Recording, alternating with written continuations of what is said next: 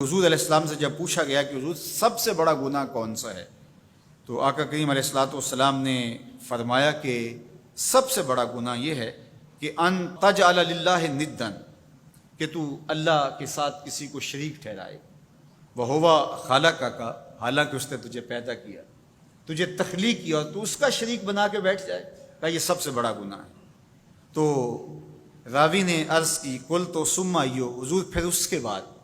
تو آقا کریم نے فرمایا ثم ان تقتل ولدک خشیۃ ان یطعم معک، تو بچے کو اس لیے قتل کر دے کہ یہ کس طرح میں اس کو پال سکوں گا، بچے کو ضائع کر دینا، اس کو قتل کر دینا۔ اللہ فرماتا ہے نحن نرزقکم وایاہم، ہم تمہیں بھی رزق دیتے ہیں ان کو بھی دیں گے۔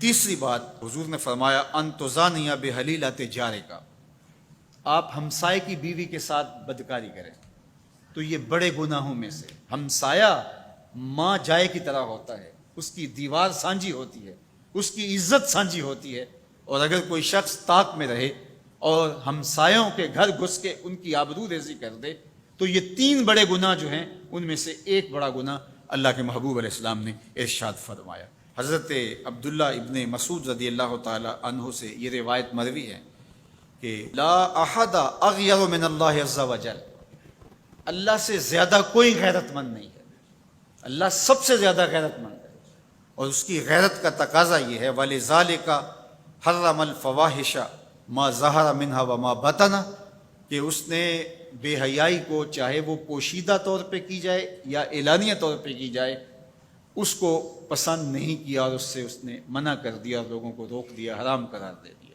اس لیے کہ وہ خود غیرت مند ہے۔ غیرت مند مالک غیرت کا سبق دیتا ہے اپنی مخلوق کو۔ اللہ تعالیٰ قرآن مجید میں ارشاد فرمایا وَلَا تَقْرَبُوا الْفَوَاحِشَ مَا ظَهَرَ مِنْهَا وَمَا بَطَنَ، فحش کام کے قریب نہ جانا، وہ اعلانیہ طور پہ کرو یا وہ مخفی طور پہ کرو۔ تو مفسرین نے لکھا کہ جو بدکاری ہے وہ مخفی فحش ہے، اور شراب نوشی یہ اعلانیہ فحش ہے۔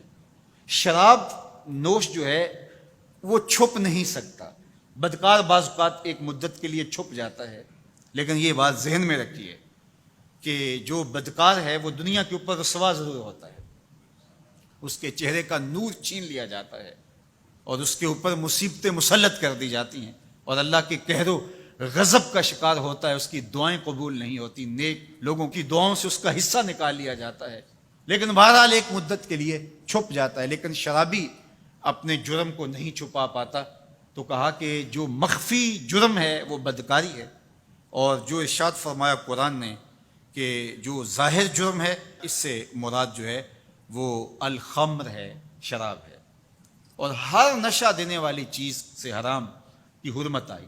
کل مسکر خمر وکل خمر حرام، فرمایا ہر نشہ آور چیز شراب ہے اور ہر شراب حرام قرار دے دی گئی ہے۔ اب یہاں بھی لوگ دلیلیں لے کے بیٹھ جاتے ہیں، میاں وہ بھی ایک مشروب ہے، اس سے کیا فرق پڑتا ہے؟ میاں جب رب نے کہہ دیا تو بات ختم ہو گئی۔ ایک یہودی کے پاس ایک مسلمان مہمان ٹھہرا تو اس نے انگور پیش کیے، تو اس نے بڑے شوق سے لیے، تو تھوڑی دیر کے بعد وہ شراب لے آیا۔ اس نے کہا استغفر اللہ، میں مسلمان ہوں، میں شراب نہیں لیتا۔ تو اس نے ہنس کے کہا یہ جو انگور آپ نے کھائے ہیں شراب اسی سے کشید ہوتی ہے۔ تو اس مسلمان نے کہا کہ آپ کی اہلیہ کدھر ہے؟ تو وہ اپنی اہلیہ کو بلا لایا، تو کہا آپ کی کوئی اولاد بھی ہے؟ کہا ہاں میری بیٹی ہے، کہا اس کو بھی بلا لاؤ۔ تو اس کو بھی بلا لایا۔ جب دونوں آ کھڑی ہوئی تو کہا کہ یہ حلال ہے تیرے لیے اور یہ بیٹی اسی کی ہے اور یہ حلال نہیں ہے۔ تو جب اس یہودی نے یہ بات سنی فقال اشہد ان لا الہ الا اللہ وحدہ لا شریک لہ واشہد ان محمدا عبدہ ورسولہ۔ کہا اتنی خوبصورت دلیل، اتنی خوبصورت دلیل۔ کہا انگور سے شراب نکلی ہے تو شراب حرام کیوں، انگور حلال کیوں؟ تو کہا مجھے یہ بتاؤ کہ تمہاری بیوی تمہارے لیے حلال ہے، تمہاری بیٹی تمہارے لیے حرام کیوں؟ کہا بات سمجھ میں آ گئی۔